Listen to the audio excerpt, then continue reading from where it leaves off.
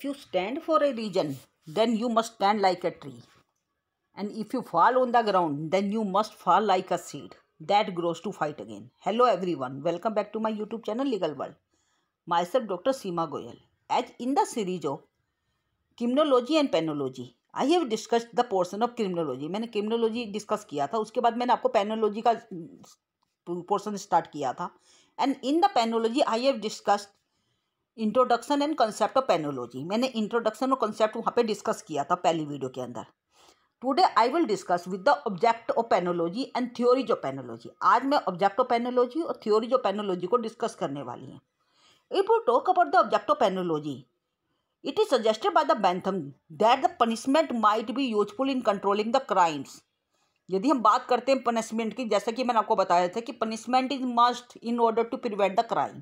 यदि हम किसी क्राइम को रोकना चाहते हैं, किसी अपराध को करने से रोकना चाहते हैं, उसके लिए पनिशमेंट जरूरी है. अपराध के लिए उसको दंडित किया जाना जरूरी है. मैंने आपको इसके लिए एग्जाम्पल भी दिया था. मान के चलो एक बच्चा, कोई बचपन में छोटा बच्चा कोई गलत काम करता है, कोई क्राइम करता है नेचुरली, तो यदि आपने उसको नहीं टोका नेचुरली कि वो उसका हौसला बढ़ जाएगा और वो दोबारा क्राइम करने का हौसला ले पाएगा और वो दोबारा करेगा 100%. तो नेचुरली कि यदि आप उस क्राइम को होने से रोकना देना चाहते हो, यदि आप चाहते हो कि वो क्राइम दोबारा कमिट ना हो, देन पनिशमेंट इज मस्ट. और ऐसा बेंथम जी ने भी कहा है. तो Bentham ji suggest that punishment might be useful in controlling the crime. और यहाँ पे पनिशमेंट ऐसा होना चाहिए जो उस क्राइम को कंट्रोल करने में सहायक हो. और वो कैसे सहायक हो सकता है, जैसे मैंने आपको बताया था, बाय मेकिंग इट इम्पॉसिबल और difficult for a criminal to commit the offence again. Crime के लिए जो पनिशमेंट प्रोवाइड कराया जाता है उसके मैंने आपको दो मकसद बताए थे कि एक तो वो ऑफेंडर को पनिश कर मतलब इसलिए पनिश करता है जिससे कि वो ऑफेंडर दोबारा क्राइम करने की हिम्मत ना करे. It becomes impossible for the offender to commit the same crime again. कि वहाँ पे ऑफेंडर के लिए इम्पॉसिबल हो जाए कि वो उस क्राइम को दोबारा कमिट ना कर पाए. और it also must create the examples for the others. और ये दूसरों के लिए एग्जाम्पल भी क्रिएट करे कि किस चीज़ का एग्जाम्पल, कि दे मस्ट नॉट एबल, मतलब वो कहीं ना कहीं उसकी हिम्मत ना करे कि ये सेम क्राइम कमिट करने की, जिससे उन्हें लगे कि भाई यहाँ पे मेरे सामने इस बंदे को पनिश किया गया, ऐसा पनिशमेंट कभी नहीं चाहूँगा मैं. कहीं ना कहीं वो उसको रोके. तो it must create examples for the other. तो according to Bentham there are two main ways. उन्होंने दो तरीके बताए हैं. बाय मेकिंग इट इम्पॉसिबल और difficult for a criminal to commit the offence again. कैसे रोक सकते हैं? Number 1, by deserting the both the offenders and the other. Naturally कि ऑफेंडर को भी रोकना और दूसरों को भी रोकना जो ऐसा करने की सोच रहे हैं. और by providing an opportunity for the reformation of the offender. या फिर हम ये कह सकते हैं कि वहाँ पे जो ऑफेंडर है, जो जिसने क्राइम कमिट करा है, उसको कहीं ना कहीं उसके अंदर सुधार ले आए, उसको सुधरने का मौका दे दे, जिससे कि वो दोबारा क्राइम ना करे. क्योंकि कहीं ना कहीं हो सकता है कि उस बंदे की कहीं प्रॉब्लम रही हो, कोई मतलब उसकी मजबूरी रही हो क्राइम को कमिट करने के पीछे. तो यदि हम उसके अंदर सुधार ला सकते हैं, यदि कोई मौका हम ऐसा दे सकते हैं नेचुरली कि वहाँ से भी क्राइम करने से रोका जा सकता है. तो these are the two ways, मतलब by deserting the offender and the other और by providing the opportunity for the reformation of the offender. These are the two main ways by which it becomes impossible for the criminal to commit the offence. वही सीधी बात है कि यहाँ पे इनके द्वारा क्राइम को कंट्रोल किया जा सकता है. If we talk about the main object of the punishment, यदि हम पनिशमेंट के ऑब्जेक्ट की बात करते हैं तो इसको हम कई पार्ट्स में डिवाइड कर सकते हैं. जैसे मैंने आपको पहला पॉइंट बताया, डेटरेंस. डेटरेंस का मतलब क्या होता है? When the human decide how to act they tend to look towards the consequences of the act. Punishment when favoured inconsequently can therefore prevent crime. Deterrence prevent future crime by fighting the defendant. भाई ये deterrence का मतलब क्या होता है? To debtor. Debtor मतलब रोकना. Deterrence जैसे कि आपको पता है कि डेटरेंस जो वर्ड है ये डेटर वर्ड से बना है, जिसका मतलब होता है रोकना. यहाँ पे हर व्यक्ति को डिसाइड करना होता है कि उसे कैसे कार्य करना है. नेचुरली है कि एवरी ह्यूमन बीइंग डिसाइड, भाई हर ह्यूमन बीइंग ये डिसाइड करता है कि how to act and they tend to look forward the consequences of the act. और कहीं ना कहीं उनको जो कार्य कर रहे हैं उसके कॉन्सिक्वेंसेज के बारे में जानकारी होनी जरूरी है. और जब उन्हें ये लगेगा कि मैं ये कार्य जो कर रहा हूँ ये कार्य गलत है और इसके लिए मुझे ऐसे पनिश किया जा सकता है, मुझे पनिशमेंट मिलेगा, मुझे दंड मिलेगा, नेचुरली तो वो उसको करने से पहले 4 बार सोचेगा. डेटर मतलब वहाँ पे उसको रोकेगा. That will deter the offender to commit the crime. Deterrence prevent future crime. इसके तो एक तरह से हम ये देखें कि जो डेटरेंस होता है ना, ये फ्यूचर क्राइम को होने से रोकता है. बाय फाइटिंग द डिफेंडेंट, मतलब डिफेंडेंट को एक तरह से फ्राइट, मतलब उसको डरा के रखता है कि भाई यदि आप ऐसा करेंगे तो आपके साथ ऐसा हो सकता है. तो यदि हम बात करते हैं डेटरेंस की, तो इसको दो भागों में डिवाइड करेंगे। Deterrence can be divided into general and specific deterrence. तो जब डेटरेंस की बात करते हैं तो ये जनरल और स्पेसिफिक दो तरह का डेटरेंस हो सकता है। If we talk about the general deterrence, यदि हम जनरल डेटरेंस की बात करते हैं, it applies to the public at large. जो जनरल डेटरेंस है, जैसे कि आपको पता है जनरल मतलब वो जो पूरे पब्लिक हर एक व्यक्ति पर अप्लाई होगा। It is the use of punishment to discourage others who may be so inclined from committing any offense. Thus, who witness the punishment meted out of the offender will inspire a deep fear in the criminal prosecution. कि मतलब कहाँ पे मतलब जैसे वहाँ पे उस कोई अपराधी है तो उसको एक ऐसा मतलब दंड किया दिया जाए जिससे कि सामने वाले जिन्होंने भी उसे मतलब उसको दंडित होते हुए देखा है वो उनके दिमाग में फियर क्रिएट कर देगा। तो इसको कहते हैं जनरल डेटरेंस। तो it will create fear in the mind of general public, in the mind of every person who is the witness of that, मतलब जो उसका मतलब जो उसको दंडित दिया किया गया उसका जो विटनेस है, जो उसका गवाह है, उन सबको उसका दिमाग में फियर क्रिएट कर देगा। That will create inspire a deep fear. तो वहाँ पे एक तरह से उनके बीच में दिमाग डीप फियर हो जाएगा। Second one deterrence is specific deterrence. Specific deterrence का मतलब क्या होता है? Specific deterrence is used to prevent the offender from committing any future offence. ये उसको फ्यूचर ऑफेंस क्रिएट करने से रोकता है। Specific deterrence apply to individual defendant. ये एक तरह से इंडिविजुअल डिफेंडेंट पर अप्लाई होगा। When the government punishes an individual defendant, he और she is theoretically less likely to commit another crime because of a fear of another similar और verse punishment. तो ये होता है स्पेसिफिक डेटरेंस। स्पेसिफिक डेटरेंस एक तरह से मतलब एक स्पेसिफिक मतलब एक व्यक्ति को रोक रहा है, इंडिविजुअल डिफेंडेंट को कोई क्राइम करने से रोक रहा है, तो उसे कहते हैं स्पेसिफिक डेटरेंस। तो ये मैंने आपको डेटरेंस के प्रकार बताए हैं। तो सेकंड ऑब्जेक्ट हमने ये पहला तो मैंने आपको ऑब्जेक्ट बताया डेटरेंस, मतलब उसको दूर करने के लिए किया जा रहा है। ऑब्जेक्ट मतलब पनिशमेंट इसलिए किया जा रहा है कि जिससे वो अपराधी दूर रहे।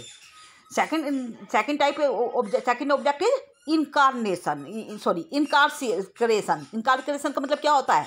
Incarceration as an object of punishment seeks to remove the offender from the society for the good of the society।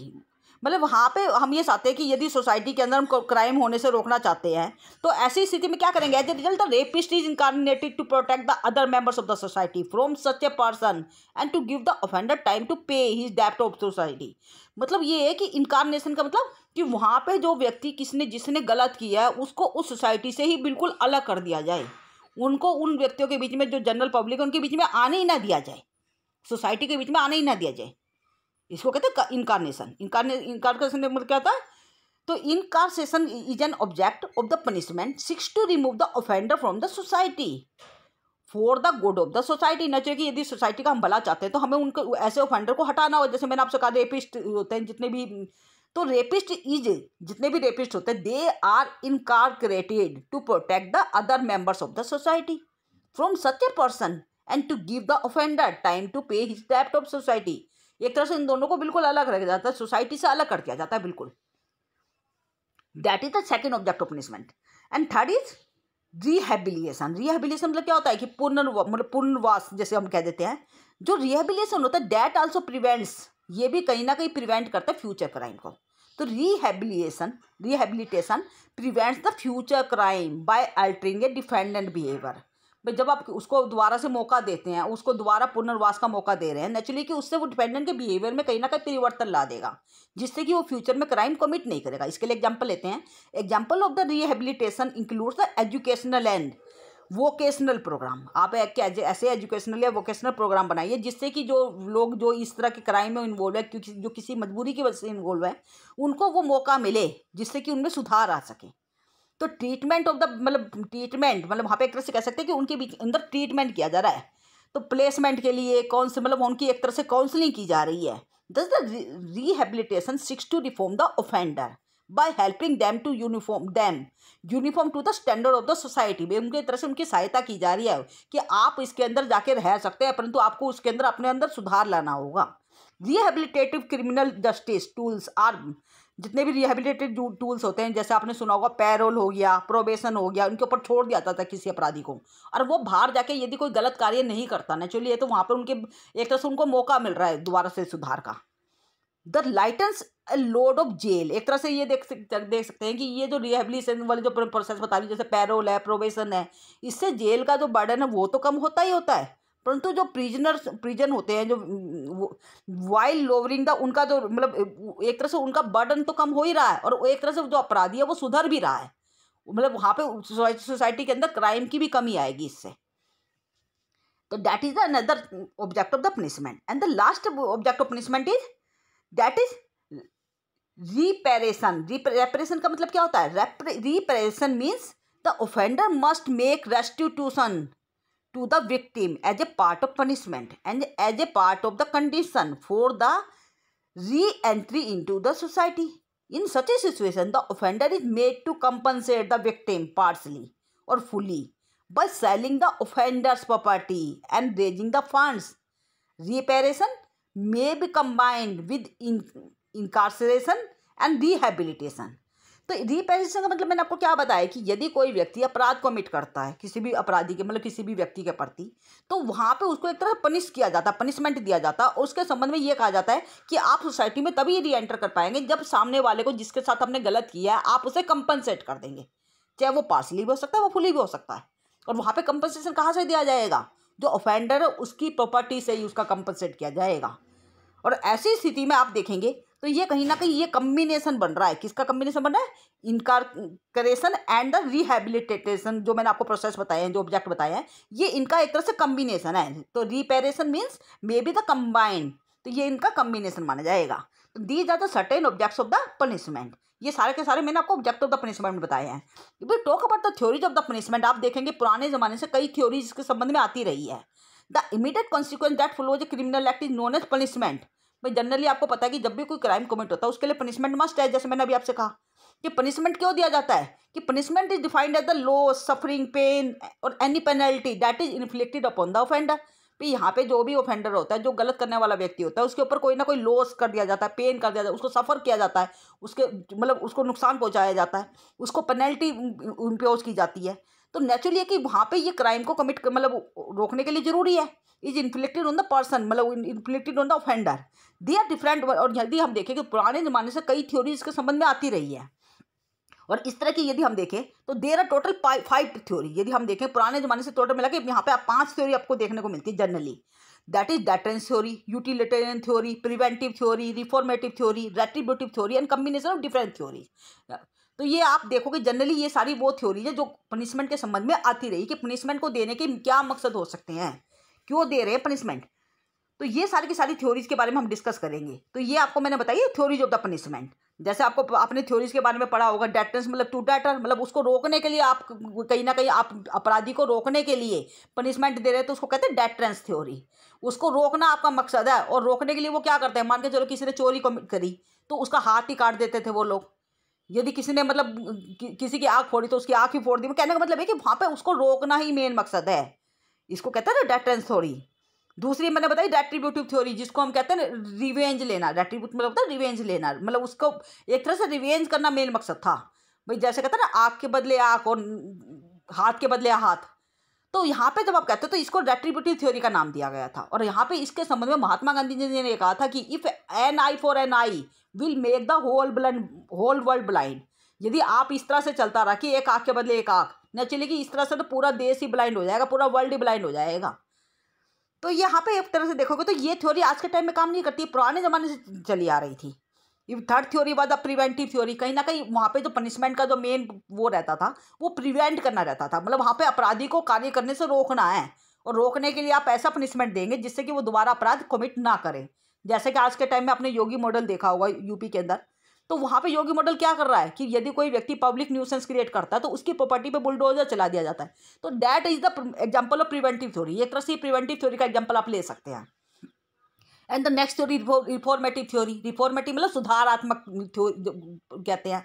तो सुधारात्मक थ्योरी क्या कहती है कि यहाँ पर main purpose of the punishment of the offender should not be to punish the offender but to reform the offender.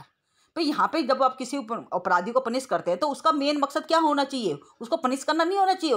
वहाँ पे उसका मकसद उसका सुधार करना होना चाहिए। As you know today society is not a police state भी, हमारी जो सोसाइटी स्टेट है वो पुलिस स्टेट नहीं है, दैट इज ए मतलब या हमारी जो स्टेट है that is a welfare state.